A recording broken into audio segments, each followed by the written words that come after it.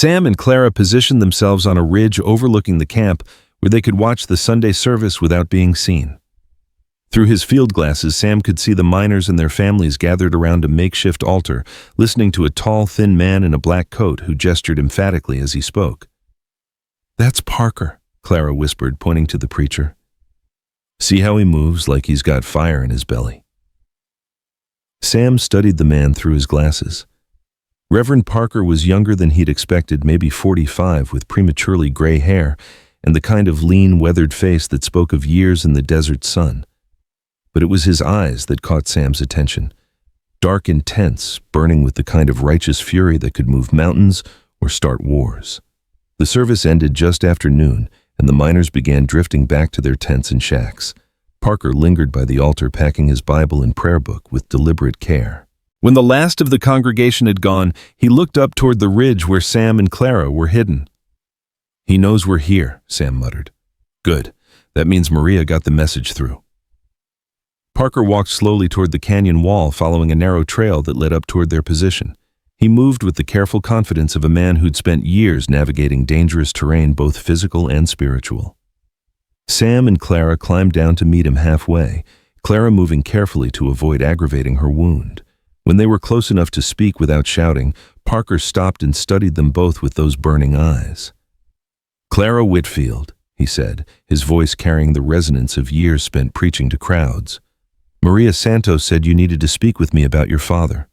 "Reverend Parker," Clara replied, inclining her head respectfully. "Thank you for coming. This is Samuel Holloway. He's been helping me." Parker's gaze shifted to Sam, taking in the rifle, the weathered clothes, the careful way he positioned himself to watch for threats. "You're the hermit from the western desert. I've heard stories." "Most of them probably true," Sam said dryly. "Maria said you have information about Victor Caldwell, information that might help bring him to justice." Clara glanced at Sam, who nodded slightly. They'd agreed that directness was the best approach with Parker. The man had already lost his son to Caldwell's violence, and he deserved to know exactly what they were dealing with. "Reverend," Clara began. "My father discovered evidence that Victor committed war crimes during the conflict, mass murder of civilians, including women and children. We think that's why Victor killed him and why he's trying to kill me now." Parker's face went very still. "What kind of evidence?" "Documents, witness statements, maybe photographs. Daddy hid everything before he died, left me clues to find it." "And you think this evidence could bring Caldwell down?" "If we can get it to the right people," Sam interjected. "But we need help. Someone who knows the territory, who has connections Caldwell can't buy." Parker was quiet for a long time, staring out at the desert while he wrestled with his decision. When he finally spoke, his voice was soft but carried the weight of absolute conviction. "Victor Caldwell murdered my son. Shot him in the back and left his body for the buzzards, all because the boy was asking questions about missing silver shipments and forged mining claims." "Can you prove it?" Clara asked. "No. That's the devil of it. Everyone knows Caldwell's guilty, but he's too smart to leave evidence lying around. Too rich to worry about honest law enforcement." Parker's hands clenched into fists. "But if you have proof of other crimes, federal crimes from the war, that changes everything." "How so?" Sam asked. "Territorial authorities might look the other way when it comes to local murders and thefts. But war crimes, that's federal jurisdiction. Army investigators, federal marshals, politicians in Washington who don't answer to Caldwell's money." Sam felt a surge of hope. He'd been wondering how they could possibly bring down a man with Caldwell's resources and connections. But Parker was right. Federal authority trumped local corruption. "What do you need from me?" Parker asked. "Information mostly," Clara replied. "About Daddy's business in the months before he died, about places he might have hidden evidence, and if possible, safe passage to Socorro in Tucson." "Socorro?" Parker's eyebrows rose. "Why Socorro?" Clara explained about her father's letter and their theory about the Spanish mission. Parker listened intently, occasionally asking questions that showed he understood both the territory and the kind of man Clara's father had been. "Your father was smart," Parker said when she finished. "Socorro's perfect, close enough to be convenient, far enough to be safe, and the old mission has hiding places the Spanish built to keep treasures safe from Apache raids." "You know the mission?" Sam asked. "Father Miguel is an old friend. We studied together back east before I came out here. He's one of the few men in the territory who isn't afraid of Caldwell, mainly because the church protects him, and he has nothing Caldwell wants. Will he help us? If I ask him to, yes, but we'll need to be careful getting there. Caldwell has men watching the main roads, and Socorro's only 2 days' ride from his ranch. Sam studied the preacher's face, looking for any sign of deception or hidden agenda. But Parker's anger was genuine, his desire for justice burning as bright as the desert sun. There's something else, Parker continued. Something you need to know about Caldwell's operations. He's not just stealing and murdering for profit anymore. He's getting ready to make a move for political power. What kind of move? Clara asked. Word is he's planning to run for territorial delegate to Congress. With his money and connections, he could buy enough votes to win, and once he's in Washington, he'd be untouchable, Sam finished. Exactly. Federal protection, political immunity, access to resources we can't even imagine. If Caldwell gets that kind of power, men like us will just disappear. Sam felt the familiar chill of approaching danger. They weren't just racing against Caldwell's search parties, they were racing against time itself. How long do we have? Clara asked. Election's in November. It's August now, so maybe 3 months before Caldwell starts his campaign in earnest. But if he's desperate to silence you... Parker didn't need to finish the thought. They all knew that desperate men took desperate chances, and Caldwell had already shown he was willing to kill to protect his secrets. We leave for Socorro tomorrow night, Sam decided. Dark of the moon, less chance of being spotted. Can you arrange things with this Father Miguel? I'll ride out tonight, Parker promised. Tell him to expect visitors with urgent business, but I'll need to know how to contact you once you've found what you're looking for. They spent the next hour working out details, meeting points, coded messages, contingency plans for if everything went wrong. Parker proved to be a valuable source of information about Caldwell's operations, filling in gaps that helped Sam understand the scope of what they were facing. One more thing, Parker said as they prepared to part ways. Maria Santos wants to know if you've seen any sign of her daughter Elena. Clara's face fell. No, I'm sorry. Victor kept me isolated at the ranch, didn't let me interact with the household staff. But if we bring him down... I know, Parker said gently. One step at a time. First we get justice for the dead, then we save the living. As they rode back toward Sam's cabin, Clara was unusually quiet. Sam could see her struggling with something, her hands tight on the reins despite her efforts to appear calm. What's eating at you? He asked finally. Parker's son, Elena Santos, all the other people Victor has heard over the years. Clara's voice was tight with suppressed emotion. What if we're too late? What if the evidence Daddy left isn't enough? Then we make it enough, Sam replied. We find another way. Gather more proof, keep fighting until we win. And if we can't win... Sam was quiet for a moment, thinking about all the battles he'd fought, all the causes he'd believed in, all the times he'd had to choose between safety and justice. Then we make sure Caldwell pays as high a price as possible for his victories, he said finally. Sometimes that's all you can do, make the other side bleed enough that they think twice before hurting someone else. Clara nodded slowly, and Sam could see her drawing strength from his words. She was tougher than she looked, this runaway bride with fire in her eyes, tough enough to survive what was coming if they were smart and careful and more than a little lucky. As the sun set behind them, painting the desert in shades of gold and crimson, Sam found himself thinking about the conversation with Parker. 3 months until Caldwell made his play for political power. 3 months to gather evidence, build a case, and find someone in federal authority willing to act on it. It wasn't much time, but it would have to be enough. Because if they failed, if Caldwell gained the protection of political office, then all the people he'd killed would have died for nothing, and all the people he might kill in the future would die without hope of justice. Sam Holloway had spent 5 years running from his failures, from the weight of responsibility and the pain of loss. But now, riding through the gathering darkness with a wounded woman who refused to surrender, and a preacher who burned for justice, he felt something he hadn't experienced since the war ended. He felt like he was finally fighting for something that mattered. The cabin came into view just as the last light faded from the western sky, its windows dark and unwelcoming. But Sam no longer saw it as a refuge from the world. Now it was just a way station, a place to rest and plan before the next stage of their journey. Tomorrow night they would ride for Socorro and whatever secrets lay hidden in the shadows of an old Spanish mission. They would follow the trail Clara's father had left behind, racing against time. and Caldwell's hunters to find the evidence that could bring a monster to justice, and if they were very lucky, very brave, and very careful, they might just live long. They left the cabin under a moonless sky, two shadows moving through the darkness with the practiced silence of people who understood that noise meant death. Sam had packed light ammunition, medical supplies, and enough food for 3 days. Everything else they would have to acquire along the way or do without. Clara sat her horse better than Sam had expected, though he could see the strain in her posture as they picked their way along the narrow trail that led south toward Socorro. The bullet wound was healing, but 8 days wasn't nearly enough time for her body to fully recover from the trauma. Still, she hadn't complained once during their preparations, and Sam found himself respecting her grit more with each passing hour. They rode in silence for the first few miles, letting their eyes adjust to the starlight and their ears tune themselves to the night sounds of the desert. Somewhere in the distance, an owl called to its mate, and the wind carried the faint scent of sage and creosote bush. It was the kind of night that made a man feel small against the vastness of the territory, but also part of something larger than himself.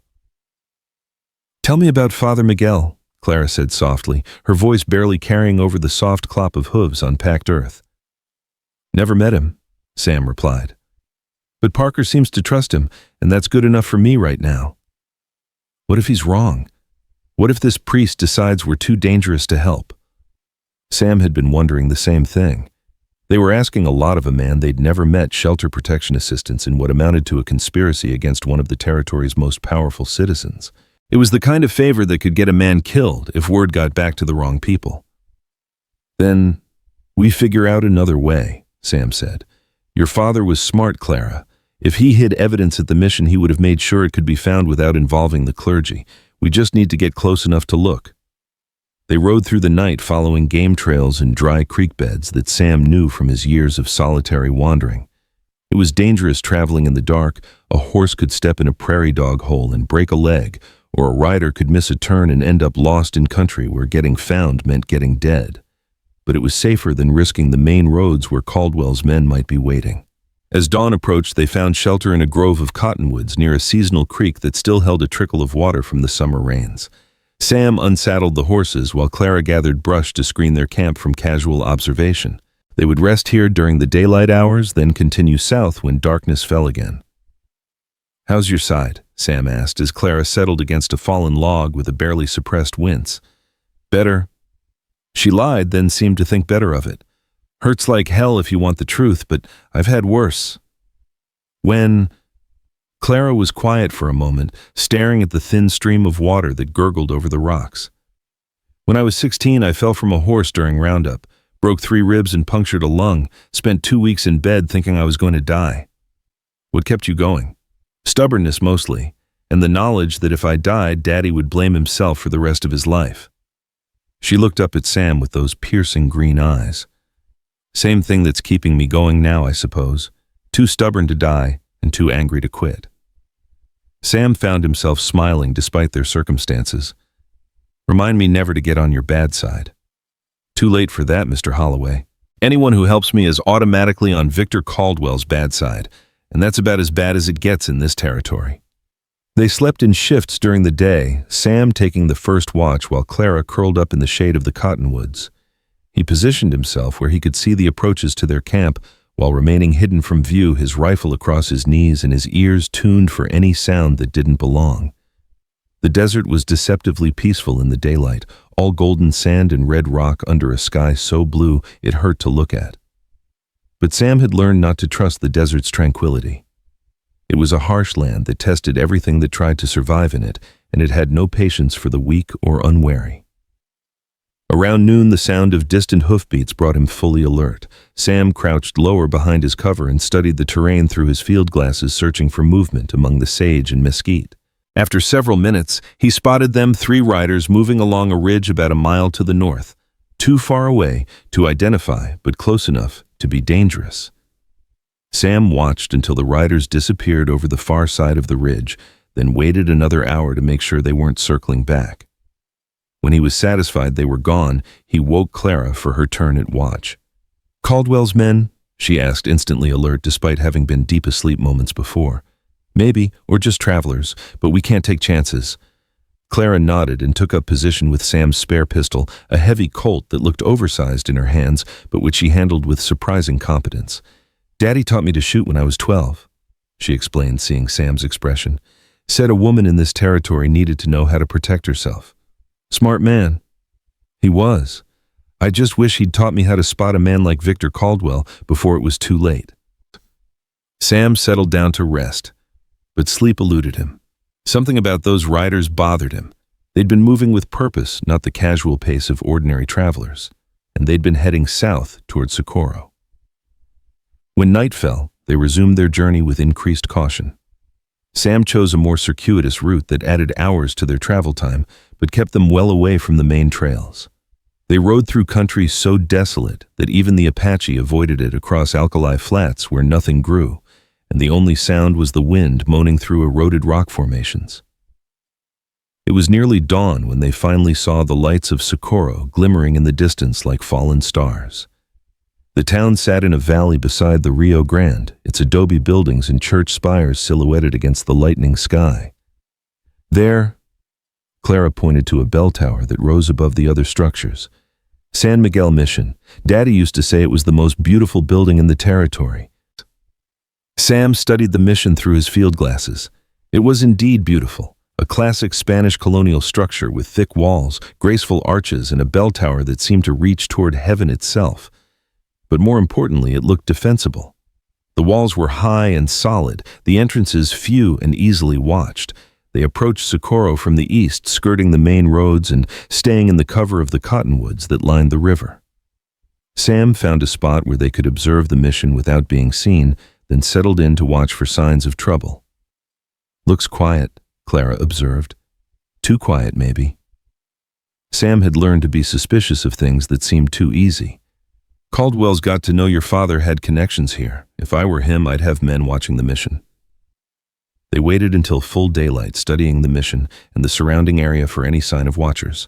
Sam counted the number of people coming and going, noted their clothing and behavior, looked for anything that seemed out of place. After 2 hours of observation, he was reasonably satisfied that if Caldwell had men watching the mission, they were either very well hidden or not there at all. "You're moved, Sam told Clara. "Parker said to approach Father Miguel directly, but we need to be smart about it." Clara studied the mission's layout, her eyes tracing the walls and entrances with the careful attention of someone whose life might depend on knowing every detail. "There," she pointed to a small gate in the eastern wall. "That leads to the mission garden. If Father Miguel is anything like the priests Daddy knew, he'll be out there early in the morning tending his vegetables." Sam nodded. It was a good plan. The garden gate would give them a way to approach without being seen from the main square, and it would allow them to speak with the priest privately before committing themselves to entering the mission proper. They waited until the sun was fully up, and the town was beginning to stir with morning activity. Then Clara made her way carefully through the cottonwoods toward the mission wall, while Sam kept watch from his concealed position. Through his field glasses, Sam saw Clara reach the garden gate and peer through the iron bars. After a moment, she pushed the gate open and stepped inside, disappearing behind the mission's walls. Sam counted the minutes, his hand never straying far from his rifle. If this was a trap, if Caldwell's men were waiting inside the mission, Clara would be walking into a situation she couldn't fight her way out of, and Sam would be too far away to help her. 10 minutes passed, then 15. Sam was beginning to consider charging across the open ground to the mission when Clara reappeared at the garden gate, accompanied by a tall figure in brown robes. Father Miguel was younger than Sam had expected, perhaps 50, with the kind of weathered face that spoke of years spent in the desert sun. But it was his eyes that caught Sam's attention through the field glasses. They were intelligent, compassionate, and completely without fear. Clara gestured toward Sam's hiding place, and after a moment of apparent discussion, Father Miguel nodded. The priest opened the garden gate wider and made a subtle beckoning motion. Sam took a deep breath, checked his weapons one last time, and made his way across the open ground to the mission. If this was a trap, he was walking into it with his eyes wide open. But sometimes you had to take a leap of faith even when you weren't sure where you'd land. "Mr. Holloway." Father Miguel greeted him as he slipped through the garden gate. "Miss Whitfield has been telling me some very disturbing things about Victor Caldwell." I imagine she has, Father. The question is whether you believe them." Father Miguel closed the gate behind Sam and studied him with those intelligent eyes. "I've known Victor Caldwell for 15 years, Mr. Holloway. I've watched him build his fortune on the backs of desperate men, seen him destroy anyone who stood in his way. So yes, I believe Miss Whitfield's accusations. The only surprise is that someone finally has the courage to act on them." Sam felt some of the tension leave his shoulders. Parker had been right about the priest. Here was a man who couldn't be bought or intimidated. "Parker said you might be able to help us," Sam said. "Indeed, but first you need to see something." Father Miguel gestured toward the mission building, something that arrived here 3 weeks ago under very mysterious circumstances. They followed the priest through the garden and into the mission proper. The interior was cool and dim after the harsh desert sun filled with the scent of incense and old wood. Father Miguel led them through a corridor lined with religious paintings and into a small office behind the altar. "A man came to me in the middle of the night." Father Miguel began pulling a wooden box from beneath his desk. Said he had something that needed to be kept safe, something that could bring justice to the innocent and punishment to the guilty. He was dying, bleeding from internal injuries, but he insisted on completing his mission before he would accept help. Sam and Clara exchanged glances. "What did this man look like?" Clara asked. "Tall, thin, with gray hair, and the kind of hands that spoke of a lifetime of honest work." He called himself Thomas Whitfield. Clara gasped and nearly collapsed. Sam caught her arm, steadying her as the implications of Father Miguel's words sank in. "Daddy," she whispered, "but that's impossible. He died in a riding accident over a month ago." Father Miguel's expression was grave. "Miss Whitfield, I'm afraid your father's death was staged. He was very much alive when he came to me, though he died from his injuries 2 days later. He's buried in our cemetery under a simple cross marked only with his initials." The world seemed to tilt around Clara, and Sam could see her struggling to process this revelation. Her father hadn't died in an accident. He'd faked his death and gone into hiding only to die for real while trying to protect the evidence he'd gathered against Caldwell. "He left this for you," Father Miguel continued, holding out the wooden box. "Said that if anyone came looking for Thomas Whitfield's daughter, I should give it to them along with a message." Clara's hands shook as she took the box. It was plain pine, the kind used for shipping goods, but it felt heavy with more than just physical weight. "What was the message?" she asked. "He said to tell you that the desert roses bloom brightest after the storm and that courage is just fear that said its prayers." Clara's eyes filled with tears at the familiar words. "That's what he used to tell me when I was scared, when thunderstorms would wake me up at night or when I had to do something difficult." She opened the box with trembling fingers, revealing a collection of documents, photographs, and what looked like military correspondence. On top of everything was a letter addressed to Clara in her father's careful handwriting. "My dearest daughter," Clara read aloud, her voice breaking. "If you are reading this, then Victor Caldwell has made good on his threats, and I am no longer able to protect you. But death, it seems, has given me an opportunity to provide you with something more valuable than protection, the truth." Sam moved closer as Clara continued reading, his eyes scanning the documents visible in the box. He could see official military seals, handwritten reports, and what looked like sworn statements from witnesses. "I discovered the truth about Victor's activities during the war, quite by accident," the letter continued. "A dying soldier came to me last winter, desperate to confess his sins before meeting his maker. He told me about Willow Creek, about the women and children who died there, about the orders Victor gave, and the pleasure he took in carrying them out." Sam felt his blood turn to ice. He'd suspected Caldwell was responsible for Willow Creek, but seeing it confirmed in black and white brought back all the guilt and rage he'd been carrying for 15 years. "The soldier gave me names, dates, locations. I began investigating, and what I found was worse than I could have imagined. Victor Caldwell didn't just commit war crimes, he made a business of them. He would identify wealthy Union sympathizers, accuse them of collaboration, then massacre entire families and claim their property for the Confederate cause." Clara's voice had grown steadier as she read, her grief transforming into something harder and more focused. But Victor was too clever to simply steal. He documented everything, kept meticulous records of his activities, believing they would prove his loyalty to the Confederate cause. What he didn't anticipate was that those same records would damn him if they fell into the wrong hands. Father Miguel leaned forward.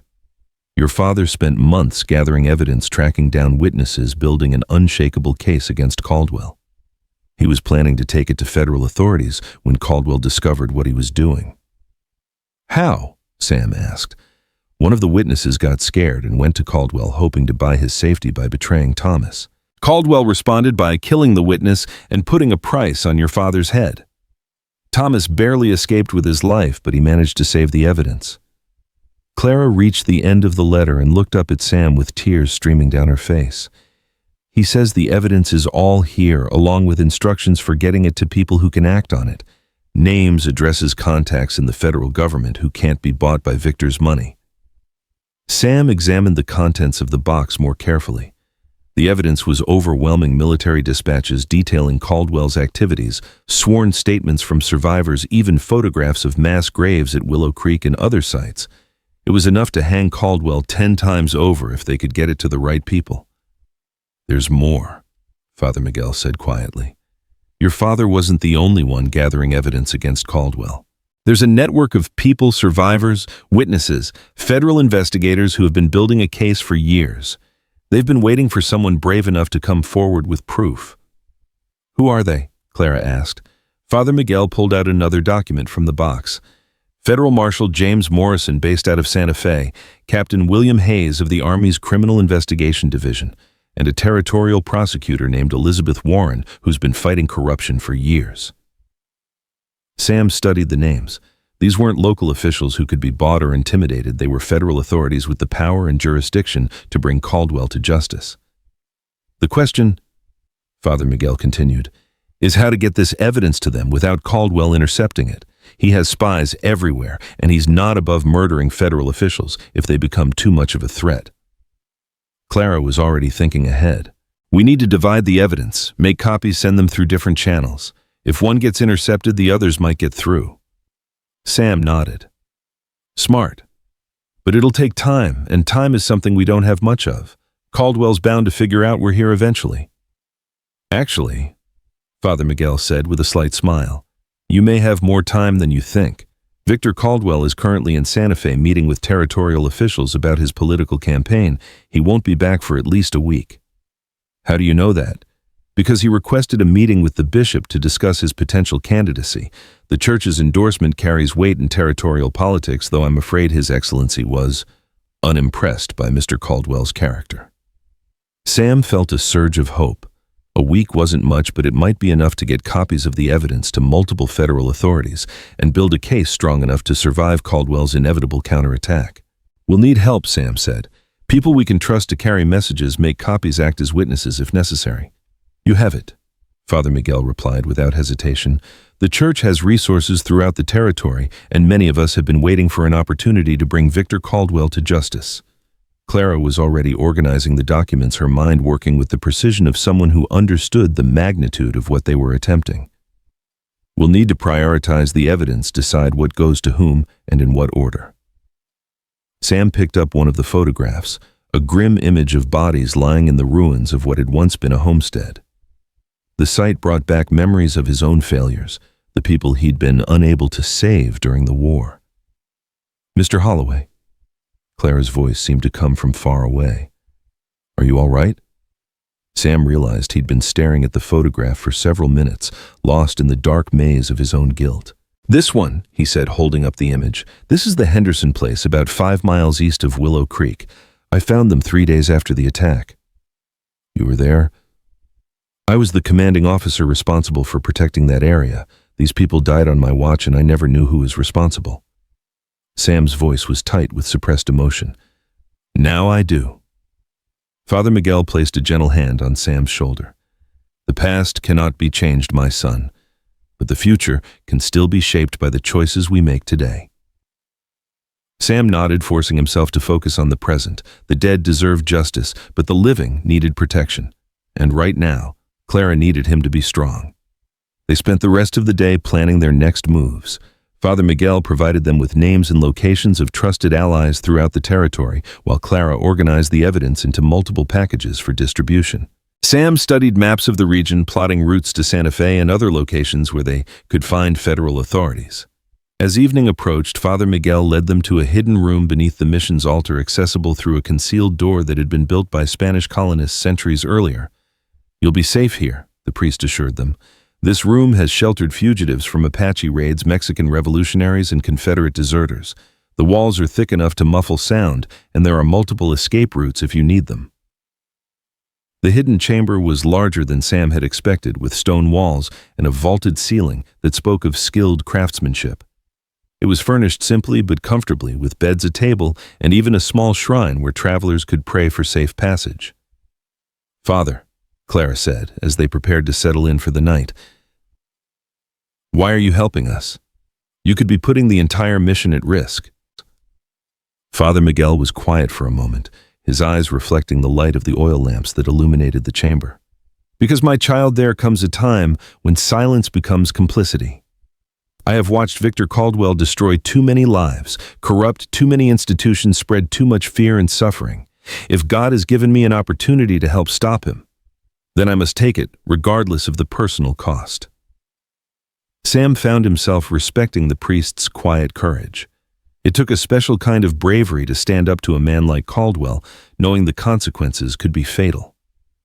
That night, as Clara slept peacefully for the first time in weeks, Sam kept vigil in the hidden chamber, his rifle across his knees and his mind working through their options. They had the evidence they needed to destroy Caldwell, but getting it to the right people would require careful planning and no small amount of luck. Outside, the mission bells tolled the hours, their bronze voices carrying across the desert night like a promise of justice, deferred but not denied. And in the morning, Sam knew they would begin the most dangerous phase of their quest, the race to expose Victor Caldwell's crimes before he could silence them forever. But for now, in the safety of the hidden chamber beneath San Miguel Mission, Sam allowed himself to hope that they might actually succeed. The evidence was real, the allies were in place, and for the first time since this all began, victory seemed possible.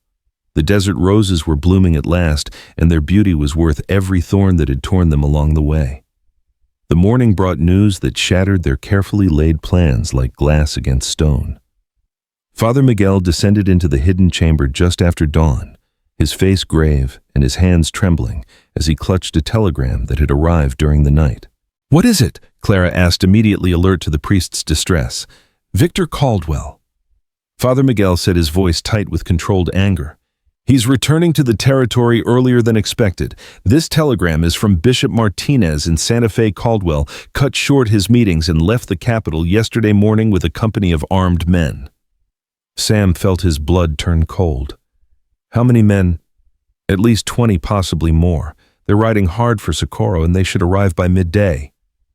Clara's face went pale. "He knows we're here." "It appears so. The bishop's message suggests that Caldwell received urgent intelligence about your location." Father Miguel crumpled the telegram in his fist. "Someone betrayed us." Sam was already moving, checking his weapons and gathering their supplies.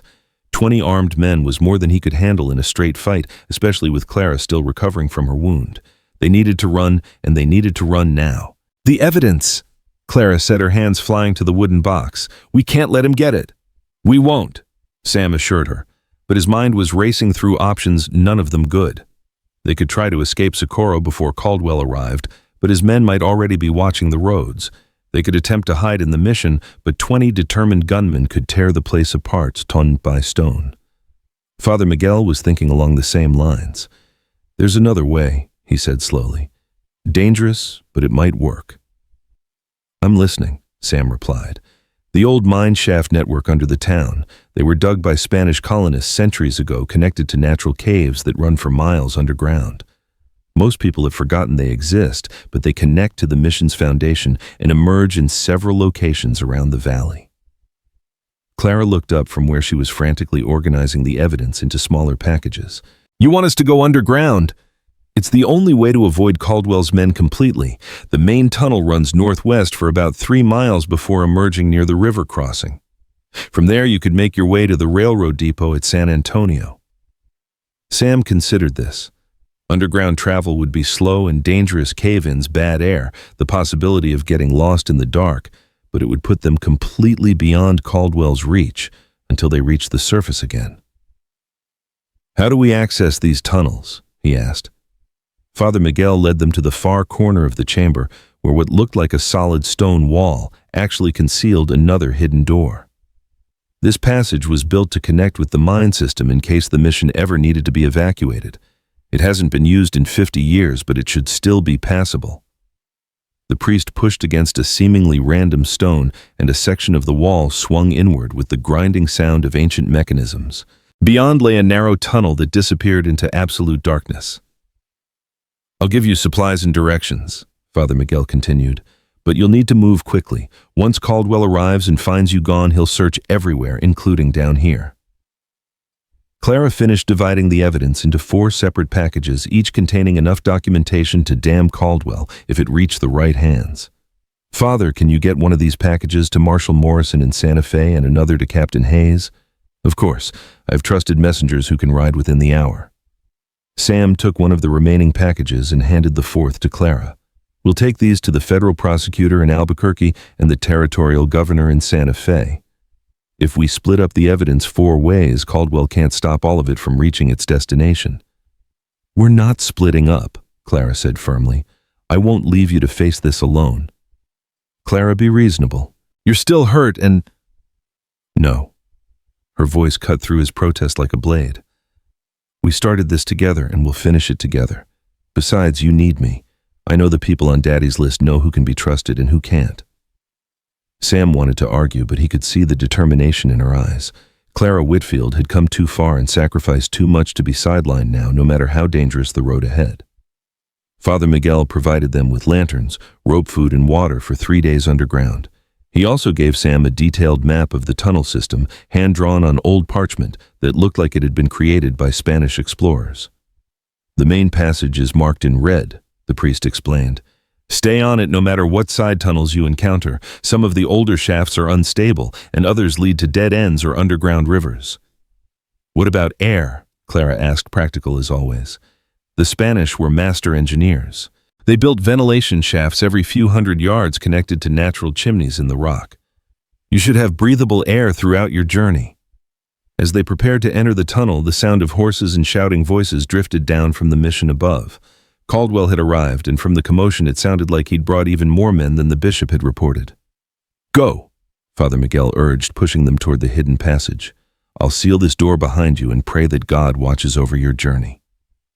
Sam lit their first lantern and stepped into the tunnel, his rifle ready despite knowing it would do little good in the confined space. Clara followed close behind, her hand resting on the package of evidence like a talisman. The passage was narrow and low, forcing them to move in single file with their heads bent. The walls were carved from solid rock smoothed by centuries of patient work, and the floor had been paved with flat stones that still held firm after all these years. Behind them, Father Miguel's voice echoed briefly as he sealed the entrance. "Vaya con Dios, my children. May justice light your path." Then they were alone in the darkness with only the flickering flame of their lantern to hold back the pressing weight of the earth above. They walked in silence for the first hour, save for the soft echo of their footsteps and the occasional drip of water from somewhere in the darkness ahead. The tunnel was remarkably well preserved, a testament to Spanish engineering and the dry climate that had protected it from decay. "How are you holding up?" Sam asked quietly, his voice seeming unnaturally loud in the confined space. "Better than I expected," Clara replied. "It's almost peaceful down here, like the whole world above has stopped existing for a while."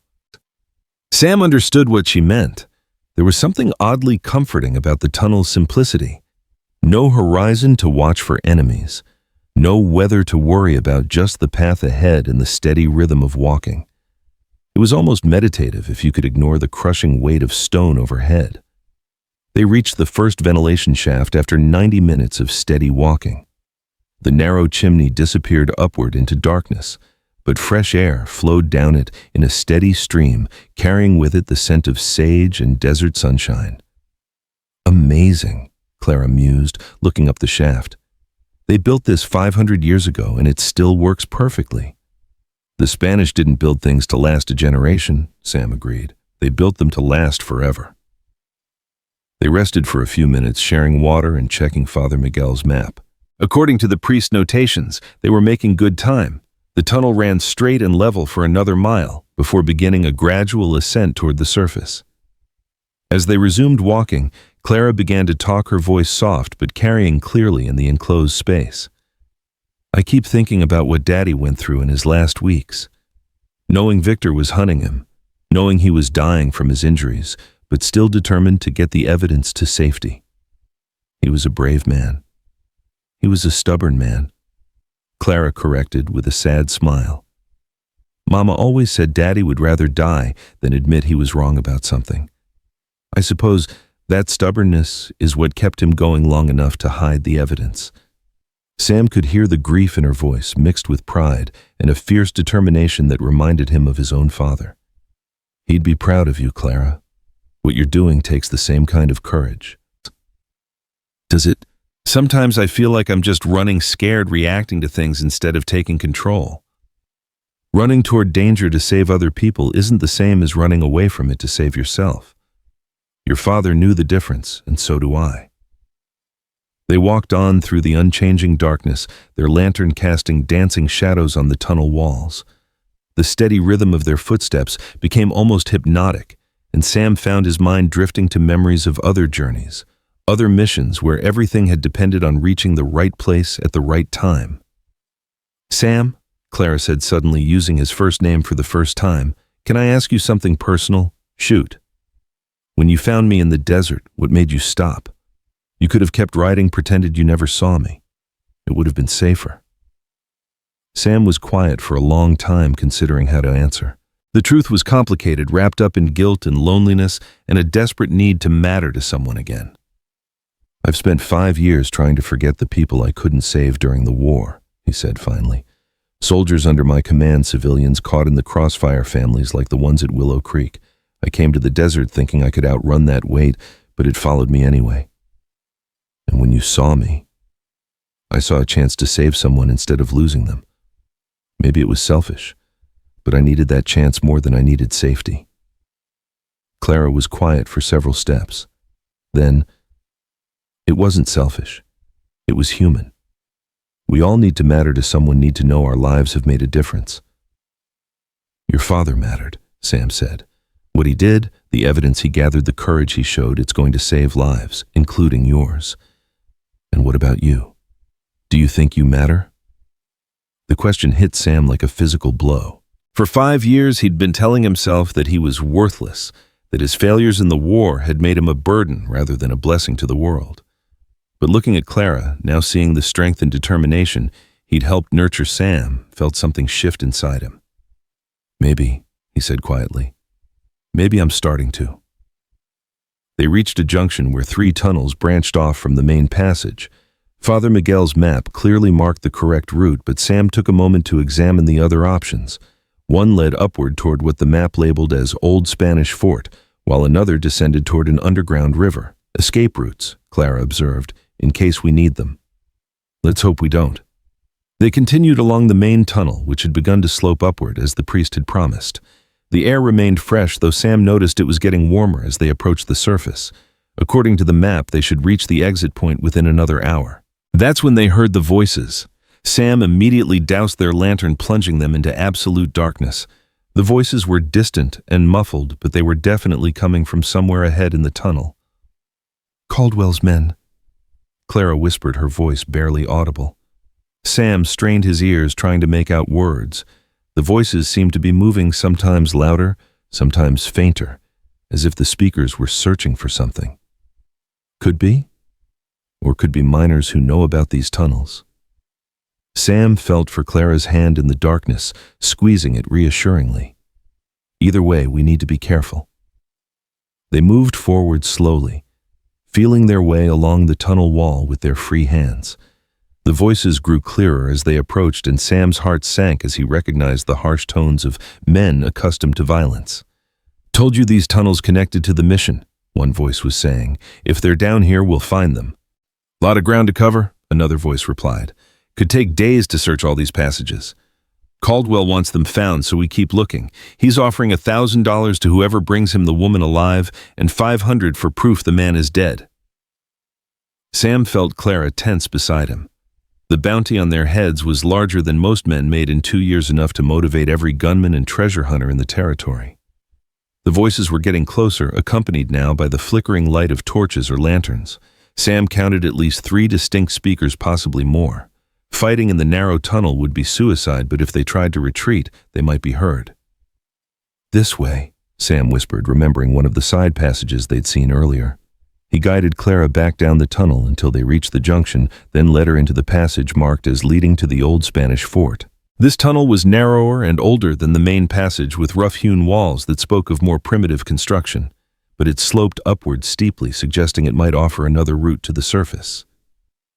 Behind them, the voices of Caldwell's men grew fainter as they continued along the main tunnel. Sam and Clara climbed steadily through the darkness, guided by touch and instinct, until they saw a faint glimmer of light ahead. The tunnel emerged into a natural cave system carved into the mountainside. Daylight filtered down through cracks in the ceiling, revealing a space that had once been fortified with stone walls and wooden platforms. "The Spanish fort," Clara breathed, looking around at the ancient defenses. "Daddy told me stories about this place. The colonists built it to guard the approaches to Socorro from Apache raids." Sam studied their surroundings. The fort was positioned on a high ridge overlooking the valley, with commanding views in all directions. More importantly, it offered multiple routes down the mountainside, any of which could get them away from Caldwell's search parties. "We can't stay here long," Sam said, checking his watch, "but we need to figure out our next move. Those men in the tunnel will eventually realize we're not down there." Clara was examining Father Miguel's map in the improved light. "According to this, there's a trail that leads down to the river crossing about 2 miles north of town. From there we could follow the railroad tracks to San Antonio." "How long would that take?" "On foot.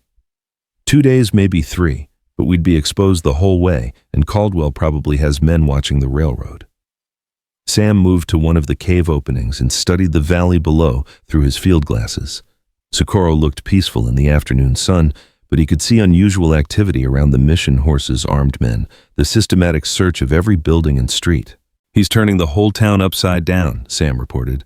"Whatever information led him here, he's taking it seriously." "Sam," Clara said quietly, and something in her tone made him turn around immediately. She was standing near the back of the cave, staring at something carved into the rock wall. As Sam approached, he could see it was a message etched deeply into the stone in careful Spanish script. "What does it say?" Clara's voice was barely a whisper. "It's a message from my great-grandfather. He was one of the Spanish colonists who built this fort." She traced the letters with her finger as she translated. "Here lies the treasure of the Whitfield family, not gold or silver, but the truth that will set the innocent free." Sam felt a chill that had nothing to do with the cave's temperature. "Your great-grandfather left something here. It looks like it. But this carving is old Sam, very old. How could he have known?" Clara trailed off as the implications sank in. Her family's fight against corruption and injustice went back generations, perhaps centuries. Her father hadn't been the first Whitfield to gather evidence against powerful men who abused their authority. "Show me," Sam said. Clara examined the carving more carefully, running her hands over the rock surface. After several minutes, she found what she was looking for, a section of the wall that looked solid but gave slightly under pressure. The hidden chamber behind the false wall was small but dry, protected from the elements by careful engineering. Inside, wrapped in oiled leather that had preserved them through the centuries, were documents that made Sam's breath catch in his throat. "Land grants," Clara said, examining the papers with growing excitement. "Property deeds, mining claims, water rights, all signed by Spanish colonial authorities. And look at this." She held up a map that showed the valley around Socorro in exquisite detail, with notations in multiple hands spanning what looked like 2 centuries. But it was the most recent additions that caught Sam's attention, notes in English, written in a hand he recognized from the letter Clara's father had left. "Your father knew about this place," Sam realized. "He was continuing work that started with your great-grandfather." "More than that," Clara said, her voice rising with excitement. "Look at these property boundaries. According to these documents, Victor Caldwell doesn't own half the land he claims. These Spanish grants predate his American purchases by 300 years. Sam studied the documents more carefully.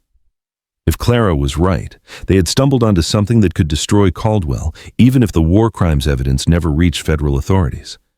Land fraud on this scale would be a federal offense, and it would give them leverage they hadn't possessed before. "This changes everything," Sam said. "With these documents and your father's evidence, we can attack Caldwell from multiple directions. Even if he manages to suppress one case, the others will destroy him." Clara was already organizing the new evidence, adding it to the packages they'd prepared at the mission. "We need to get this to someone who can act on it immediately. Someone beyond Caldwell's reach. Federal court in Denver," Sam suggested. "Or maybe the territorial capital.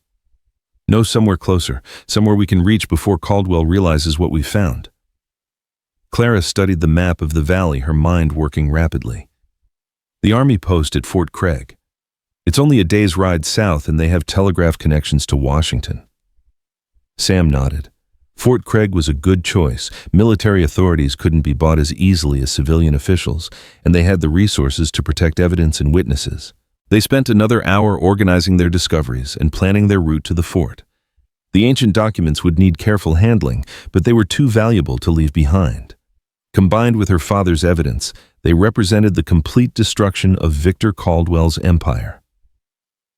As the sun began to set, Sam made one final survey of the valley below. Caldwell's men were still searching, but their efforts seemed to be concentrated around the town itself. The mountainside routes remained unguarded, giving Sam and Clara a window of opportunity. "Time to go," he said, shouldering his pack. "We'll follow the ridge south until we're well clear of Socorro, then drop down to the river and follow it toward Fort Craig." Clara took one last look around the ancient fort, then carefully sealed the hidden chamber where her family's legacy had waited so patiently for discovery. "Ready?" she said, but Sam could hear the emotion in her voice. This place represented more than just evidence. It was a connection to ancestors who had fought the same fight against corruption and injustice, proof that the Whitfield family's courage ran deeper than any one generation. They left the fort as darkness fell, following animal trails and game paths that avoided the main routes through the mountains. Behind them, the lights of Socorro twinkled in the valley like fallen stars, while ahead lay the uncertain promise of justice and the dangerous journey required to claim it. The evidence they carried could destroy Victor Caldwell completely, but only if they lived long enough to deliver it. And with every step they took away from the safety of the ancient fort, Sam knew they were walking deeper into the most dangerous phase of their quest. Caldwell would not give up easily, and desperate men took desperate chances. Before this was over, Sam realized one of them would be dead, and he was determined to make sure it wasn't Clara. The mountain trail wound through stands of pine and aspen, their leaves whispering secrets in the night wind, as Sam and Clara made their way south toward Fort Craig. They had been walking for 3 hours since leaving the Spanish fort, moving carefully through terrain that could break an ankle or conceal an ambush with equal ease. "Wait," Clara whispered suddenly, her hand touching Sam's arm. They froze, listening to the darkness around them. At first, Sam heard nothing but the usual night sounds: an owl calling from somewhere ahead, the rustle of small creatures in the underbrush, the distant howl of a coyote. Then he caught it, the soft jingle of spurs and bridle leather, the muffled sound of horses picking their way carefully up the mountainside. "How many?" Clara breathed. Sam strained his ears, trying to separate individual sounds from the general noise. 4, maybe 5 riders, still a ways below us, but they're definitely following our trail. And they had been careful to avoid leaving obvious tracks, but Sam knew that determined trackers could follow even the faintest signs, especially if they had Apache guides or experienced frontiersmen in their party. Caldwell had the resources to hire the best, and a $1,000 bounty would motivate even the most skilled hunters. "This way," Sam whispered, leading Clara off the main trail and into a grove of ancient pines whose thick canopy would hide them from view. They crouched in the darkness, their backs against the massive trunk of a tree that had been growing when Spanish explorers first entered this valley. The sound of approaching horses grew steadily louder, accompanied now by the low murmur of voices. "Trail's getting fresher," one voice said, close enough now that Sam could make out individual words. "Can't be more than an hour ahead of us." "Caldwell wants them alive if possible," another voice replied. "Especially the woman. He's got questions for her before she dies. Clara's hand found Sam's in the darkness, her fingers cold despite the warm night. Sam squeezed reassuringly, though his own pulse was racing. 5 riders meant 5 guns, 5 men trained in violence and motivated by more money than most would see in a lifetime. What if they make it to Fort Craig? A third voice asked.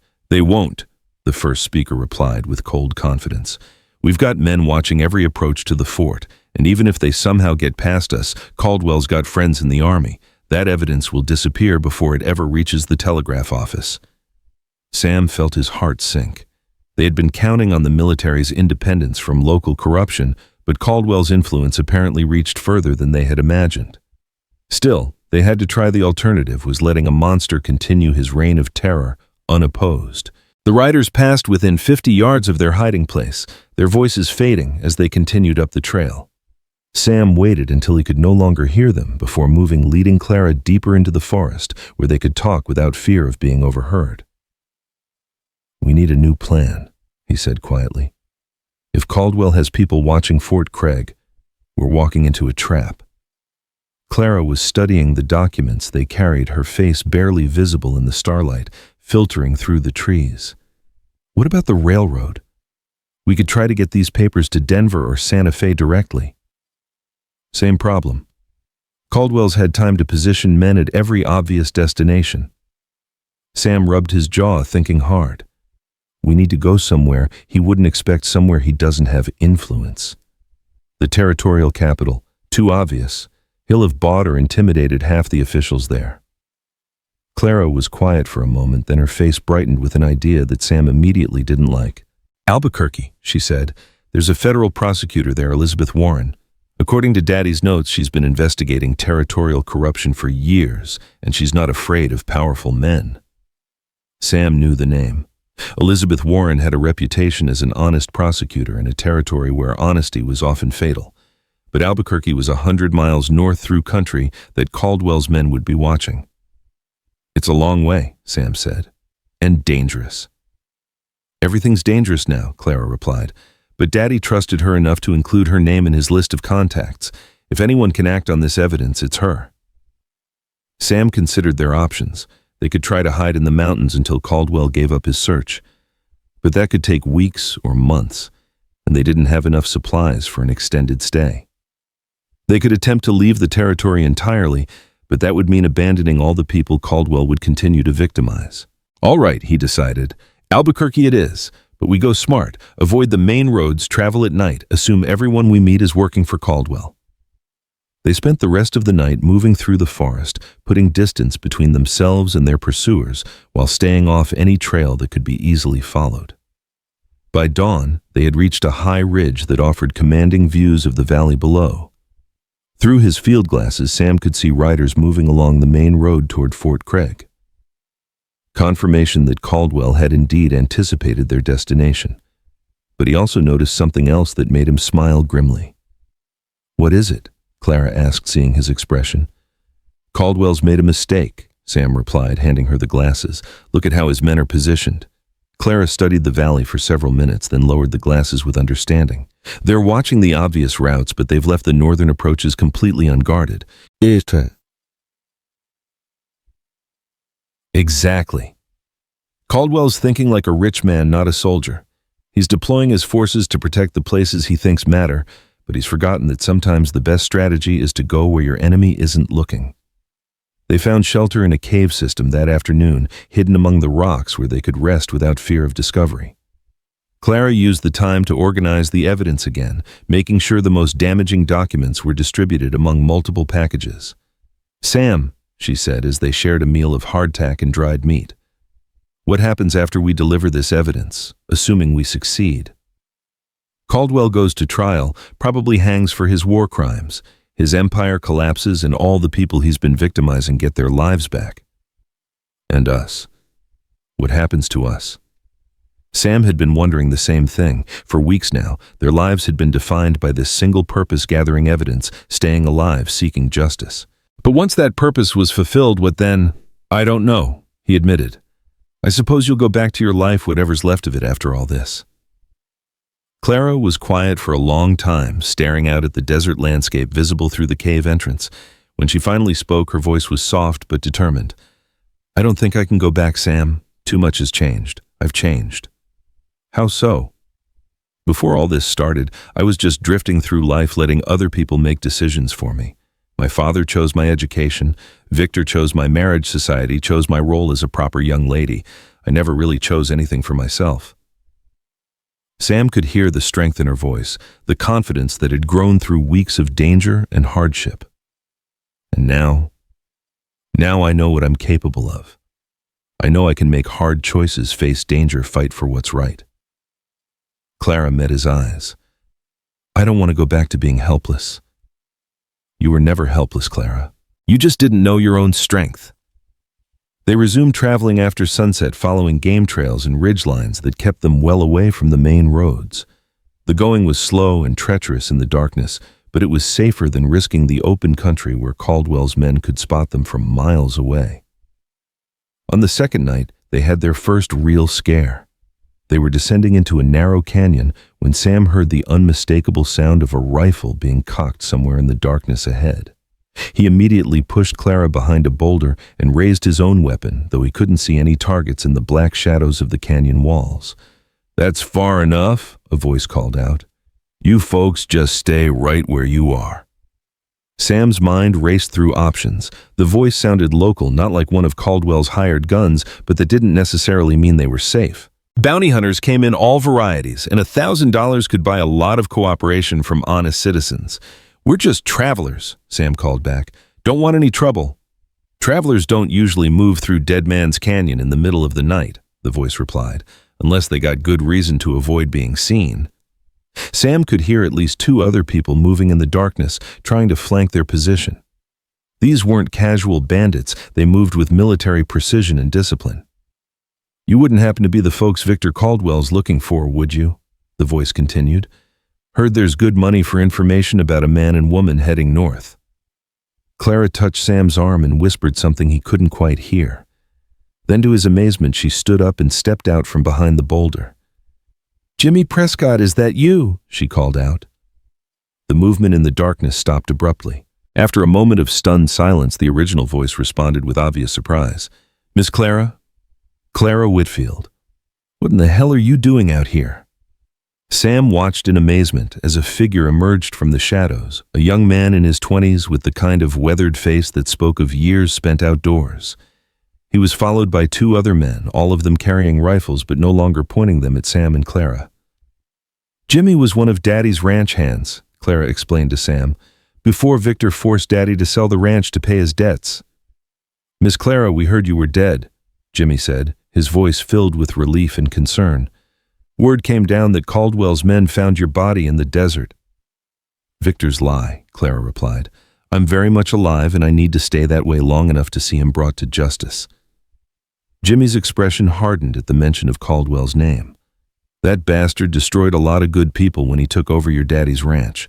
Turned most of us off without pay, kept the best horses and cattle for himself." "I'm sorry, Jimmy. I know Daddy would have made things right if he could have." "Wasn't your daddy's fault, Miss Clara? We all knew Caldwell was cheating him, but your daddy was too honest to see it until it was too late." Sam stepped forward, still wary but beginning to hope they had found allies rather than enemies. "You men know this country pretty well." "Better than most," Jimmy replied. "We've been living rough since Caldwell threw us off the ranch doing whatever work we can find. Know every trail and hiding place between here and Santa Fe." "We're trying to get to Albuquerque," Clara said. "We have evidence that could destroy Caldwell, but his men are watching all the main routes." Jimmy and his companions exchanged glances, then Jimmy nodded slowly. "We can help you get there. Got our own scores to settle with Caldwell, and we know ways through the mountains that his fancy hired guns never heard of." "Why should we trust you?" Sam asked, still cautious, despite Clara's obvious relief. "Because, mister, if we wanted to turn you in for that bounty, we'd have done it already instead of talking." Jimmy's voice carried the ring of honest conviction. "Besides, any enemy of Victor Caldwell is a friend of ours." They spent the next hour sharing information and planning their route to Albuquerque. Jimmy and his men had been living as outlaws since losing their jobs. But they were good men driven to desperation by Caldwell's greed. They knew the territory intimately and had been successfully avoiding Caldwell's search parties for weeks. "There's an old mining road that runs through the Sandia Mountains," Jimmy explained, sketching a rough map in the dirt. "Hasn't been used in years, but it's still passable if you know where to look. Comes out about 10 miles east of Albuquerque, close enough to reach the federal courthouse without being seen." "How long would it take?" Clara asked. 3 days, maybe 4 if we're careful. It's rough country and we'll need to move slow to avoid leaving tracks." Sam studied the route Jimmy had outlined. It would take them well away from any area where Caldwell might expect them to travel through mountains that were largely uninhabited except for the occasional prospector or hermit. "What about supplies?" Sam asked. "Got a cache hidden about halfway along the route." One of Jimmy's companions spoke up. "Food, ammunition, medical supplies. Should be enough to get us through." Clara looked at Sam, her eyes asking for his decision. After a moment's consideration, Sam nodded. "All right, but we do this careful. If this is a trap, it's not a trap," Jimmy said firmly. "You got my word on that, and the word of Thomas Whitfield's daughter means everything to us." They traveled through the night and into the following day, moving single file along trails so faint they were barely visible even in daylight. Jimmy led the way with the confidence of someone who had spent years learning every secret of this harsh landscape. The Sandia Mountains were different from the desert country Sam was accustomed to, higher, cooler, covered with forests of pine and oak that provided excellent cover, but also concealed potential dangers. It was country where a man could disappear completely either by choice or by accident. On the second day, they had proof that their trust in Jimmy had been well placed. They were resting in a grove of ancient oaks when Jimmy suddenly held up his hand for silence. In the distance, Sam could hear the sound of many horses moving through the forest with the kind of organized precision that suggested military or law enforcement. "Caldwell's men," Jimmy whispered. "Big group, maybe 20 riders. They're following the main trail about a mile south of us." Sam raised his field glasses and caught glimpses of armed men moving through the trees below their position. They were well equipped and professional looking, the kind of hired guns that money could buy in any frontier town. "They're heading for the pass at Tijeras Canyon," Jimmy continued. "Probably figure you'll try to come through there to reach Albuquerque." "How did they know to look here?" Clara asked. "Someone talked," Sam said grimly, "or Caldwell's smarter than we gave him credit for." They waited until the search party had passed before resuming their journey, but the encounter left everyone on edge. Caldwell's reach was longer than they had imagined, and his resources seemed unlimited. That night, as they camped in a hidden valley near the old mining cache, Clara pulled Sam aside for a private conversation. "Sam, I need to tell you something," she said, her voice serious. "About what happens when we reach Albuquerque." "What about it?" "Elizabeth Warren, the federal prosecutor. I've never actually met her, only heard Daddy talk about her. What if she won't see us? What if she doesn't believe our evidence?" Sam had been wondering the same thing. They were putting all their hopes on a woman they'd never met, betting their lives that she would be both willing and able to act on the evidence they carried. "Then we find another way," he said. "We don't give up until justice is done." Clara nodded, but Sam could see the doubt in her eyes. They had come so far, sacrificed so much, risked everything on the chance that somewhere in this corrupt territory there was still someone who cared about truth and justice. "There's something else," Clara continued, "about us, about what happens after all this is over." Sam felt his heart skip a beat. He had been trying not to think about the future, afraid to hope for something beyond their mission of justice. "Clara, no, let me say this." She took his hands in hers, her eyes reflecting the starlight. "These past weeks fighting beside you, depending on you learning to trust you, it's shown me what real partnership can be. Not the kind of marriage Victor would have forced on me, but something real and equal, and chosen." Sam felt something break open inside his chest, years of loneliness and guilt washing away in the face of her honesty.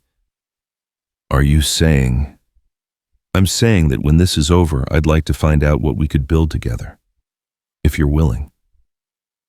Sam pulled her close, feeling the rightness of it in his bones.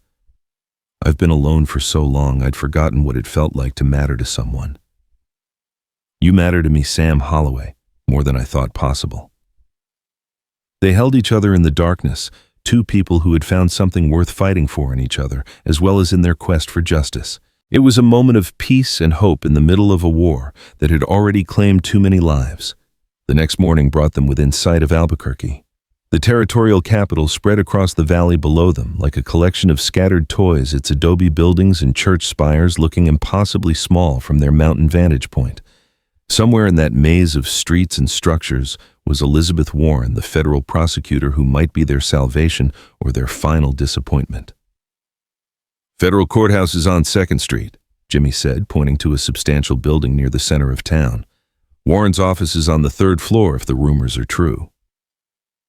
Sam studied the town through his field glasses, looking for signs of unusual activity or surveillance.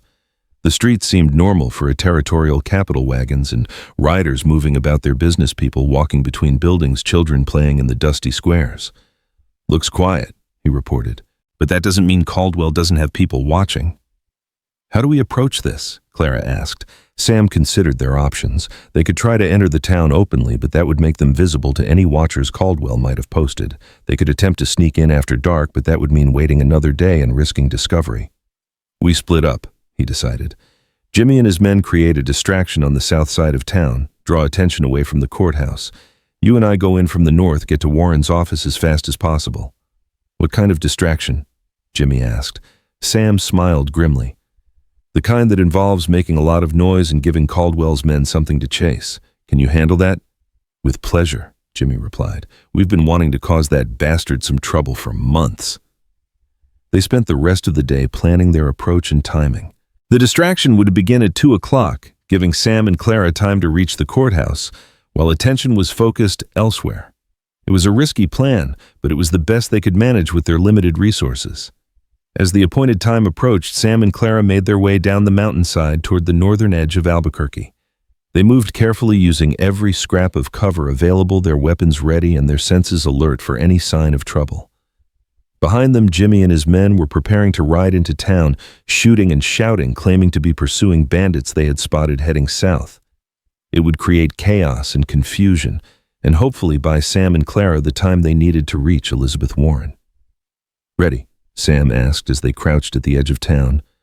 Clara checked the evidence packages one final time, making sure everything was secure. "Ready." In the distance, they could hear the first sounds of Jimmy's distraction gunshots, shouting voices, the thunder of horses galloping through the streets. Almost immediately, men began running toward the commotion, including several who had been lounging near the courthouse with the casual alertness of professional watchers. "Now," Sam said.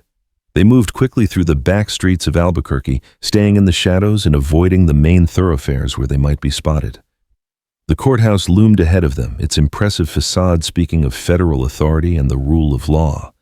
The building's main entrance was still guarded, but the watchers were distracted by the chaos Jimmy had created on the other side of town.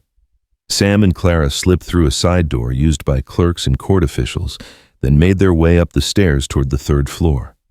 Elizabeth Warren's office was at the end of a long hallway lined with law books and legal documents. The nameplate on the door read "Federal Prosecutor, Territory of New Mexico," and below it, in smaller letters, "E. Warren, Esquire." Sam knocked on the door, his heart pounding with the knowledge that everything they had fought for came down to this moment. "Come in," a woman's voice called from inside. They entered to find a woman in her 40s seated behind a substantial desk covered with legal papers. Elizabeth Warren was smaller than Sam had expected, but her eyes held the kind of steel that suggested she was not easily intimidated. "Miss Warren," Clara began, "my name is Clara Whitfield, and I have evidence of federal crimes that—" Warren held up her hand, cutting Clara off mid-sentence. "Before you say another word, Miss Whitfield, you should know that Victor Caldwell visited me yesterday. He told me you might be coming here with fabricated evidence designed to damage his reputation." Sam felt his heart sink. They had come so far, risked so much, only to find that Caldwell had beaten them here as well. But then Warren smiled, and Sam saw something in her expression that gave him hope. "He also offered me a substantial bribe to ignore any evidence you might present," Warren continued, "which tells me that whatever you have must be very damaging indeed. Now let's see what you've brought me." For the next 2 hours, Sam and Clara laid out their case against Victor Caldwell, The war crimes evidence, the land fraud documents, the witness statements and photographs that painted a picture of systematic murder and corruption spanning decades. Warren examined each piece of evidence carefully, asking detailed questions and taking extensive notes. She was thorough professional and obviously experienced in building cases against powerful men who thought themselves above the law. "This is extraordinary," Warren said finally. "The scope of Caldwell's crimes, the documentation your father gathered, the historical evidence from your family's records, it's enough to destroy him completely." "Can you act on it?" Clara asked. "I can and I will. I'll file federal charges immediately and I'll request warrants for Caldwell's arrest on multiple counts of murder, fraud, and conspiracy. The evidence is so strong that even his political connections won't be able to protect him." Sam felt a weight lifting from his shoulders that he had been carrying for 15 years. Justice for Willow Creek, for Clara's father, for all of Caldwell's victims, was finally within reach. "How long will it take?" Clara asked. "The paperwork can be filed today. Federal marshals can be in the field by tomorrow morning. If Caldwell is still in Socorro, he should be in custody within 48 hours. Warren stood and walked to her window, looking out at the busy streets of Albuquerque. "You've done something remarkable here. Taking on a man like Caldwell, gathering this evidence, getting it to the right authorities, it takes extraordinary courage." "We had help," Sam said, thinking of Father Miguel, Reverend Parker, Jimmy and his men, and all the others who had risked their lives to see justice done. "Good people always do," Warren replied, "but someone has to be willing to take the first step to stand up and say, 'Enough.' That was you two." As they prepared to leave Warren's office, Clara turned back to the prosecutor one final time. "Miss Warren, what happens to people like Elena Santos? The ones Caldwell has been holding against their will. Once he's in custody, we'll search all of his properties and free anyone we find. Your testimony about his methods will help us know where to look." Outside the courthouse, Sam and Clara found Jimmy and his men waiting for them with barely contained excitement. "Well?" Jimmy asked. "Did she believe you?" "She believed us," Clara replied with a smile that seemed to light up the entire street. "Victor Caldwell is going to pay for everything he's done." That night in a hotel room that Elizabeth Warren had arranged for their protection, Sam and Clara finally allowed themselves to believe that their long fight was over.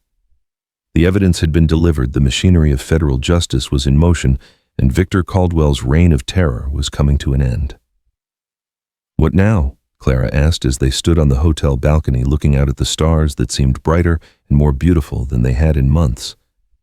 "Now we start over," Sam replied, taking her hand in his.